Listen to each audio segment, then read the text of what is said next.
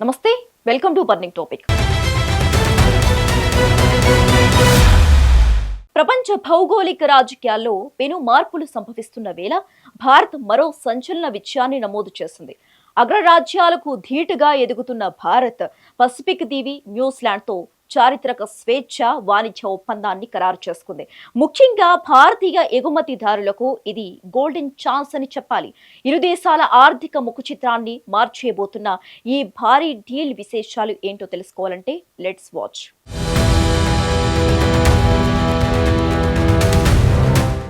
అంతర్జాతీయ వేదికపై భారత్ తన సత్తాను మరోసారి చాటి చెప్పింది. సుదీర్ఘ చర్చల అనంతరం న్యూజిలాండ్తో చారిత్రక ఎఫ్టీఏ ఒప్పందంపై సంతకాలు జరిగాయి. కేంద్ర మంత్రి పీయూష్ గోయల్, న్యూజిలాండ్ మంత్రి టాడ్ మెక్లెయ్ ఈ కొత్త అధ్యాయానికి శ్రీకారం చుట్టారు. ఈ ఏడాది చివరి నుంచే ఈ ఒప్పందం పూర్తి స్థాయిలో అమల్లోకి రానుంది. పసిఫిక్ ప్రాంతంలో భారత్ వ్యూహాత్మక బలాన్ని ఇది మరింత పెంచబోతోంది. ఆర్థిక మాంద్యం, భయాల మధ్య ఈ ఒప్పందం ఒక ఆశా కిరణంలా కనిపిస్తోంది. ఇరు దేశాలు సానుకూల దృక్పథంతో ఈ అడుగు వేశాయి. వ్యాపార రంగంలో ఉన్న అడ్డంకులన్నీ ఇకపై తొలగిపోనున్నాయి.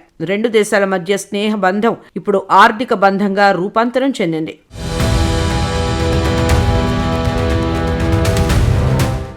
భారతీయ ఎగుమతులకు ఇక పండుగే అని చెప్పాలి. న్యూజిలాండ్కు వెళ్లే 100% భారతీయ ఉత్పత్తులపై కస్టమ్స్ డ్యూటీ పూర్తిగా రద్దయింది. గతంలో ఆటోమొబైల్స్, సెరామిక్స్ వంటి వస్తువులపై ఉన్న 10% టారిఫ్ ఇక చరిత్రే. టెక్స్టైల్స్, ఫ్యాషన్ దుస్తులు, లెదర్ ఉత్పత్తులు ఇప్పుడు అక్కడ చౌకగా దొరుకుతాయి. రత్నాలు, ఆభరణాల ఎగుమతులకు ఈ ఒప్పందం భారీ రెక్కలను ఇచ్చింది. ముఖ్యంగా ఎంఎస్ఎంఈ రంగం అంతర్జాతీయ స్థాయిలో పోటీ పడుతోంది. అన్నీ ఉన్న ఇస్తరి అడుగుమణిగి ఉంటుంది, ఏమీ లేని ఇస్తరి ఎగిరెగిరి పడుతుంది అన్న చందంగా మన నాణ్యమైన ఉత్పత్తులు ఇప్పుడు నిశ్శబ్దంగా గ్లోబల్ మార్కెట్ను శాసించనున్నాయి. లక్షలాది మందికి కొత్తగా ఉపాధి అవకాశాలు లభించనున్నాయి. భారతీయ ముద్ర ఉన్న వస్తువులకు న్యూజిలాండ్ ప్రధాన కేంద్రంగా మారనుంది.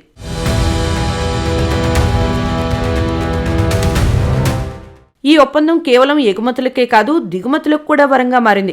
భారత్ సుమారు 70% ఉత్పత్తులపై టారిఫ్ తగ్గించి తన ఉదారతను చాటుకుంది. మన పరిశ్రమలకు అవసరమైన ముడి పదార్థాల ధరలు ఇప్పుడు గణనీయంగా తగ్గనున్నాయి. Wooden logs, metal scrap, coking coal వంటివి తక్కువ ధరలకే లభించనున్నాయి. దీనివల్ల మన దేశంలో వస్తువుల తయారీ వ్యయం తగ్గి లాభాలు పెరుగుతాయి.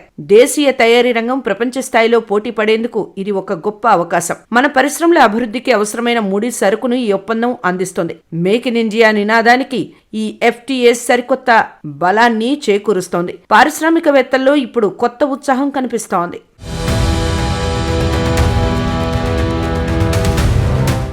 వాణిజ్యాన్ని ప్రోత్సహిస్తూనే దేశీయ రైతుల ప్రయోజనాలను భారత్ విస్మరించలేదు.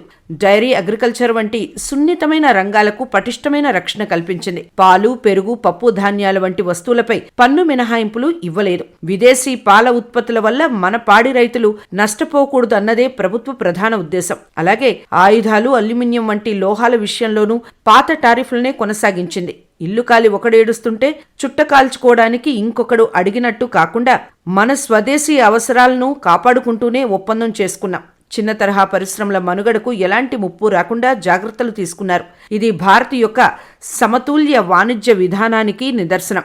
ఆర్థిక ప్రయోజనాల కోసం దేశీయ ఆత్మగౌరవాన్ని వదులుకోలేదని స్పష్టమవుతోంది.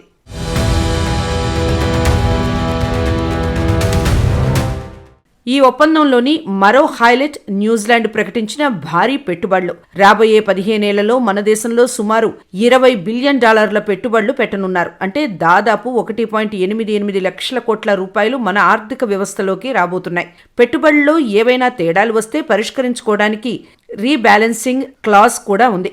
ఇది విదేశీ కన్వెస్టర్లకు భారత్పై ఉన్న నమ్మకాన్ని రెట్టింపు చేస్తోంది. మన దేశీయ మౌలిక సదుపాయాల కల్పనకు ఈ నిధులు ఎంతో దోహదపడతాయి. అడగనిదే అమ్మైనా అన్నం పెట్టదు అన్న సామెతను దృష్టిలో పెట్టుకుని మన అవసరాలకు తగ్గట్లుగా ఈ పెట్టుబడులను సాధించుకున్నాం. దీర్ఘకాలిక ప్రయోజనాల కోసం వేసిన ఈ అడుగు అద్భుత ఫలితాలను ఇవ్వనుంది. భారత్ ఇక గ్లోబల్ ఇన్వెస్ట్మెంట్ హబ్గా మారడం ఖాయంగా కనిపిస్తోంది.